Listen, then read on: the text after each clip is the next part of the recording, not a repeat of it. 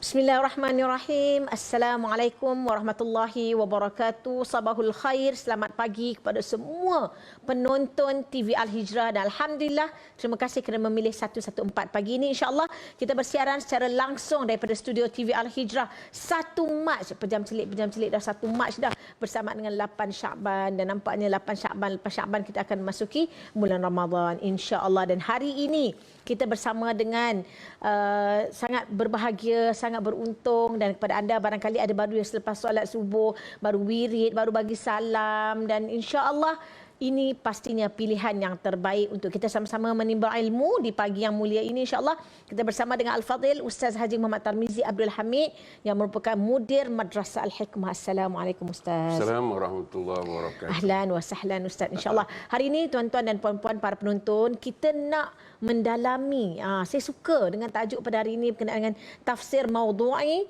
kesopanan dan kesusilaan satu harapan. Jadi Ustaz, di kalangan rakyat Malaysia pada hari ini, adakah telah mencapai tahap yang dikatakan mengamalkan kesopanan dan kesusilaan itu dengan baik? Silakan Ustaz. Asbahna ala fitratil Islam wa kalimatil ikhlas. Alhamdulillah wassalatu wassalam ala Rasulillah. Sidang penonton yang dimuliakan, menghimbau 50 tahun yang lalu, negara telah melancarkan atau meluncurkan rukun negara Malaysia sempena dengan Hari Keputeraan dan Kemerdekaan Negara yang ke-13 oleh Duli Yang Maha Mulia Paduka Seri Yang di-Pertuan Agong. Ketika itu, tahun 70, rukun negara Malaysia diluncurkan untuk menjadi teras kepada pembangunan, bukan sahaja pembangunan negara dari sudut fizikal, tetapi yang lebih penting daripada itu ialah pembangunan rakyat. Maka rukun negara yang kelima ialah kesopanan dan kesusilaan. Dengan meletakkan rukun yang pertama ialah percaya kepada Tuhan. Jadi dalam kefahaman kita, percaya kepada Tuhan itu pertama, Allah Ta'ala itu wujud. Kewujudan Allah Ta'ala ini memberi impak dan kesan kepada peribadi dan karakter sesebuah negara dan juga khususnya kepada rakyat.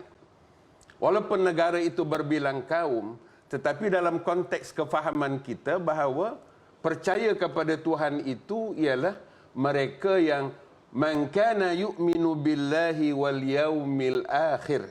Sesiapa yang beriman kepada Allah dan hari akhirat, maka disitulah datang sejumlah kesopanan dan kesusilaan, yaitu fala yu'zi jarahu, dia tidak menyakiti jirannya, walaupun jirannya itu bukan keluarganya, mungkin bukan satu agama dan kepercayaan.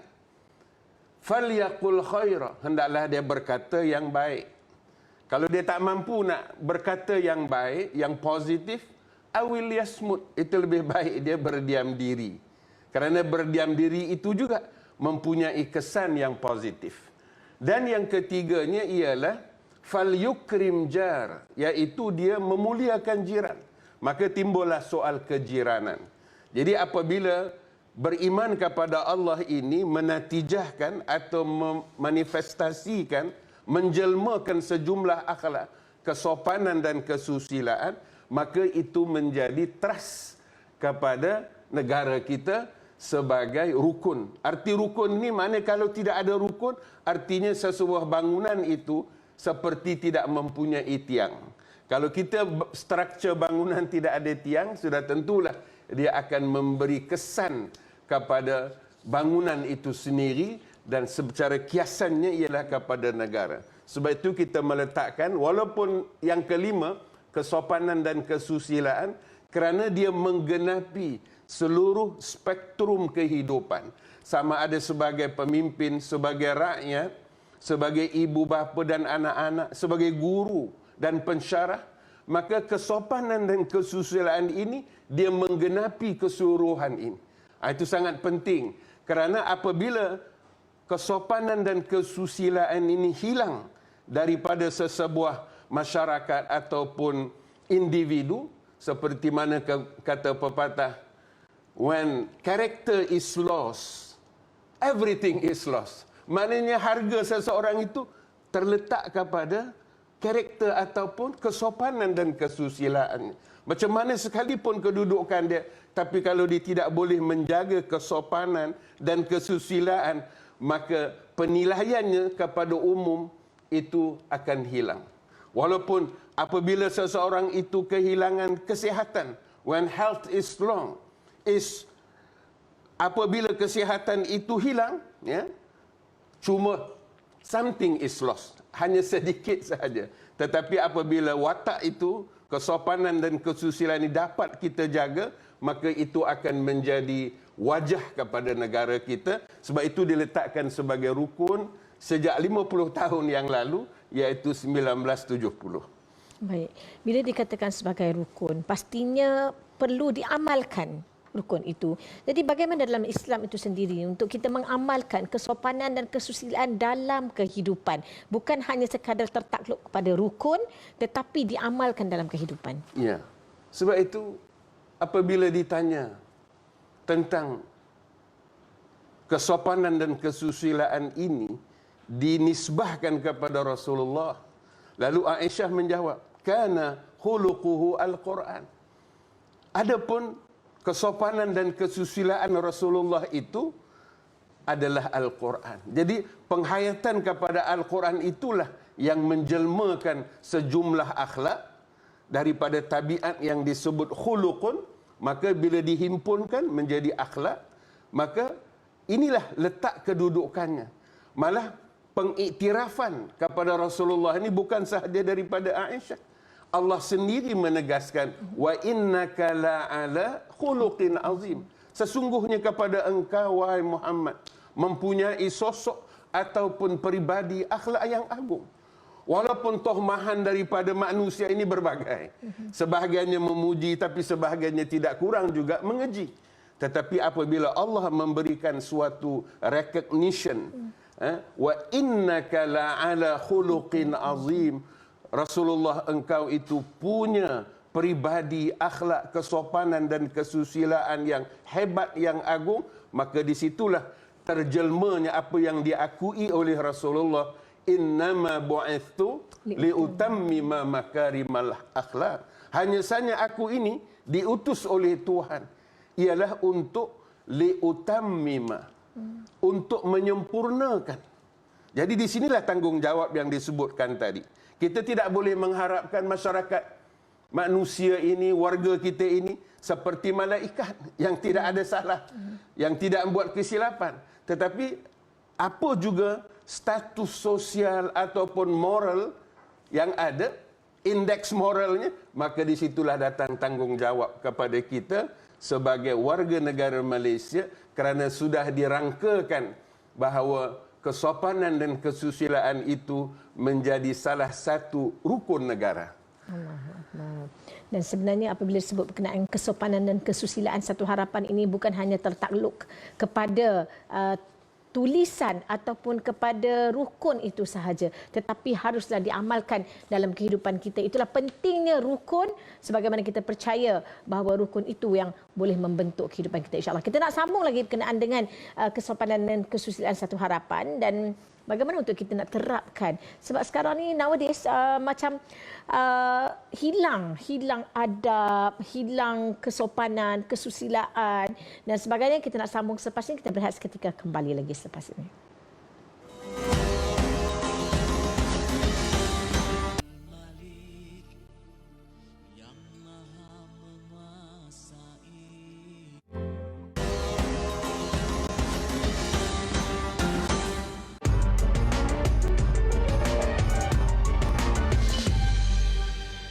Bismillahirrahmanirrahim. Assalamualaikum warahmatullahi wabarakatuh. Tuan-tuan, pertamanya saya ingin mengucapkan berbanyak terima kasih kepada para penyumbang yang telah memberikan sumbangan sehingga bangunan ini sudah berada di kedudukan sekarang. Berada di kedudukan fasa terakhir yang insya-Allah kalau kita dapat lagi duit yang kita perlukan, bangunan ini akan dapat disiapkan di akhir tahun ini insya-Allah. Oleh yang demikian, saya merayu dengan penuh harap kepada tuan-tuan dan puan-puan yang saya rasa sangat dermawan untuk membantu kami, membantu menyiapkan bangunan ini yang kita sebut sudah berada di fasa terakhir tadi, dan dengan sumbangan yang tuan-tuan berikan dengan penuh keikhlasan, insya-Allah projek ini akan dapat disiapkan di akhir tahun ini insya-Allah. Sekian, Assalamualaikum warahmatullahi wabarakatuh. Itu dia sedikit berkenaan kompleks pendidikan Al-Ummah. InsyaAllah kita akan bincang berkenaan KPU sebentar lagi. Kita sambung sikit berkenaan kesopanan dan kesusilaan. Satu harapan. Jadi Ustaz, melihat pada hari ini, kita takut, kita bimbang anak-anak generasi akan datang jauh dengan sopan itu, jauh dengan susila itu, dan menjadikan adab itu sebagai satu benda yang asing. Jadi bagaimana untuk menjadikan kesopanan dan kesusilaan itu kita nak terapkan dalam kalangan masyarakat kita? Ya, terima kasih.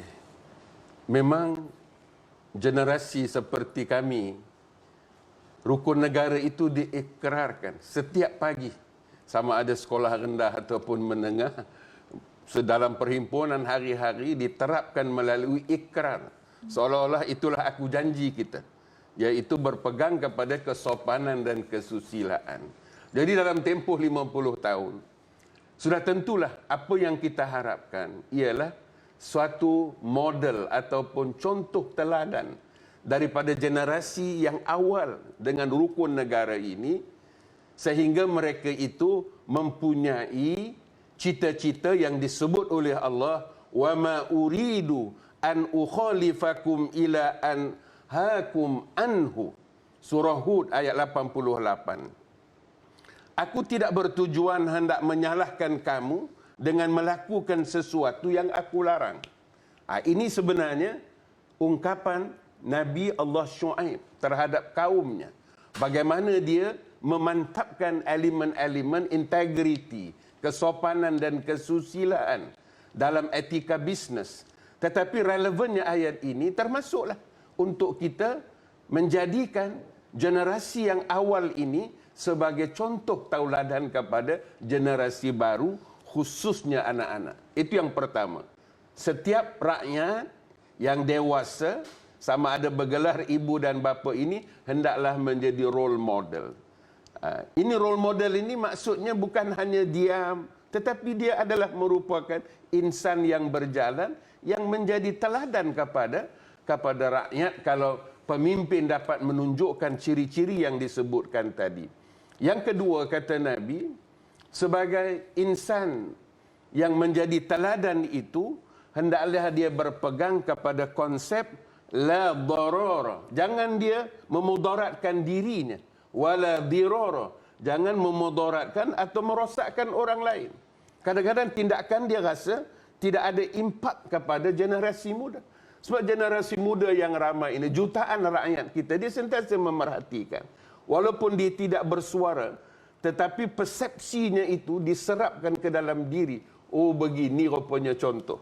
Maka tuntutan yang immediate action kita boleh buat segera untuk menjadikan diri kita ini warga ataupun insan yang menghayati nilai-nilai kesopanan dan kesusilaan itu.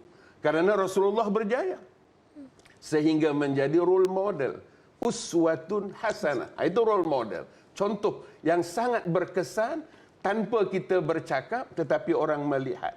Dan secara umumnya walaupun ada yang disebutkan tadi berlaku penurunan standard adab dan moral ini, tetapi tidak kurang juga di kalangan generasi muda ada yang menjadi contoh. Sebab itu ketika Mi'rajnya Rasulullah sallallahu alaihi wasallam, Rasulullah melihat sosok seorang lelaki. Lalu dijelaskan oleh Jibril, lelaki yang engkau lihat itu, hai Rasulullah, ialah wataknya itu menjadikan ibu bapanya tidak dicela oleh orang ramai. Ini kekuatan, kesopanan dan kesusilaan yang kita bina, bukan sahaja dalam konteks akhlak pribadi, karakter, tetapi dia harus diterjemahkan dalam seluruh lapangan dalam kehidupan ini. Ini tidak mustahil. Walaupun kita sebut menjadi satu harapan, kerana di situ ada cabaran-cabaran. Dari kesediaan kita balik back to the basic kepada rukun negara itu sebenarnya sangat sesuai dengan kemajmuan pelbagai ragam masyarakat ini kerana di situ ada unsur kekuatan. Ya, itu dia maknanya bukan sekadar menjadi harapan, tetapi inilah yang perlu kita capai walaupun terdapat cabaran untuk kita mencapai harapan tersebut. Dan Ustaz, tadi kalau kita lihat ada dipaparkan di Kaca TV berkenaan kompleks pendidikan Al-Ummah. Jadi kalau dapat Ustaz kongsikan bersama dengan para penonton hari ini, insya-Allah semoga ada yang berbesar hati untuk kita sama-sama membangunkan kompleks pendidikan Al-Ummah. Silakan Ustaz. Ya. Kompleks pendidikan Al-Ummah ini sudah beroperasi sejak 30 tahun yang lalu dengan kita menyewa tanah, dengan kita menyewa tapak sekolah, dengan menyewa rumah kedai. Kita belum ada bangunan sendiri.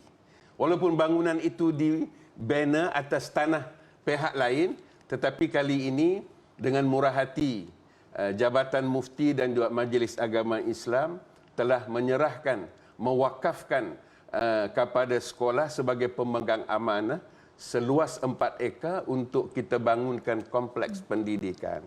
Kerana waktu kita mula beroperasi, bilangan pelajar tak sampai 100 orang.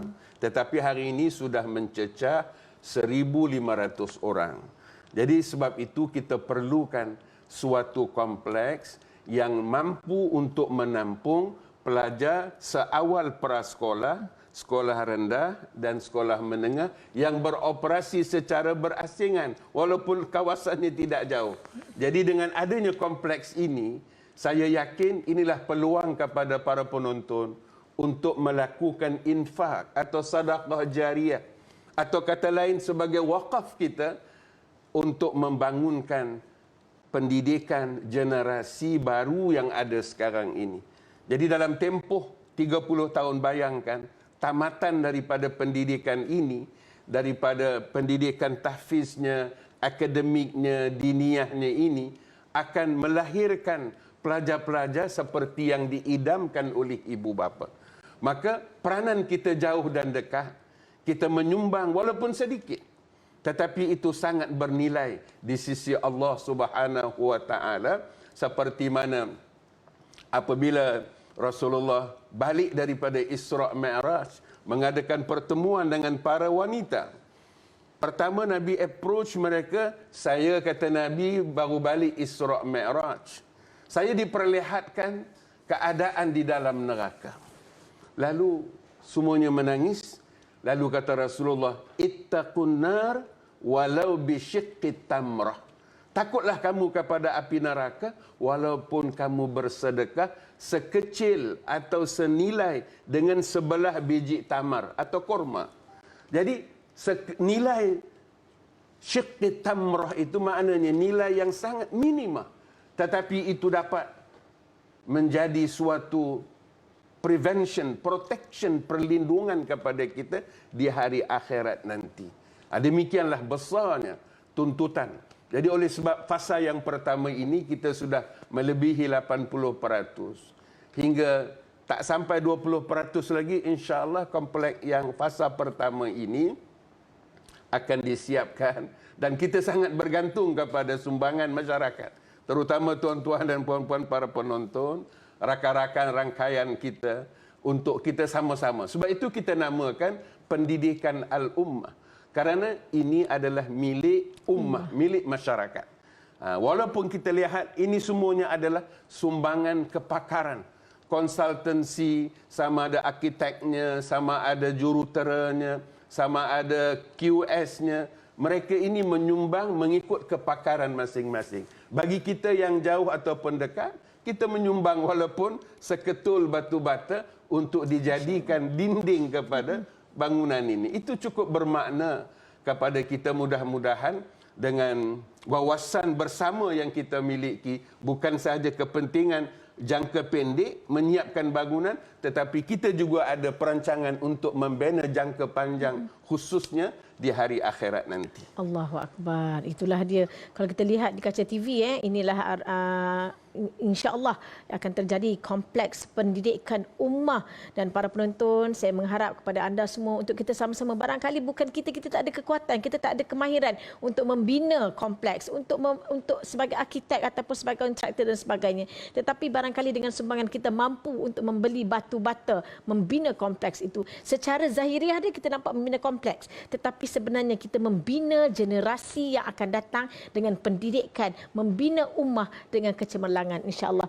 Terima kasih kepada Ustaz. Kita ucapkan kepada Al-Fadhil Ustaz Haji Muhammad Tarmizi Abdul Hamid, Mudir Madrasah Al-Hikmah, dan hari ini Ustaz membawakan kepada kita berkenaan dengan kompleks pendidikan ummah, dan tadi berkenaan dengan kesopanan dan kesusilaan Satu Harapan. Dan para penonton, saya menyeru untuk semua, ayuh kita sama-sama membangunkan kompleks pendidikan ummah. Seperti mana cara nak menyumbang yang tertera di kaca TV, insya-Allah, dan untuk lanjut boleh hubungi nombor yang tertera, insya-Allah. Terima kasih banyak sekali lagi ucapkan kepada Al-Fadhil Ustaz Haji Muhammad Tarmizi Abdul Hamid, dan kepada anda para penonton, insya-Allah semoga semuanya diberkati oleh Allah Subhanahu Wa Taala. Kita nak berehat seketika, jangan ke mana-mana, teruskan bersama saya dalam Assalamualaikum 7 selepas ini.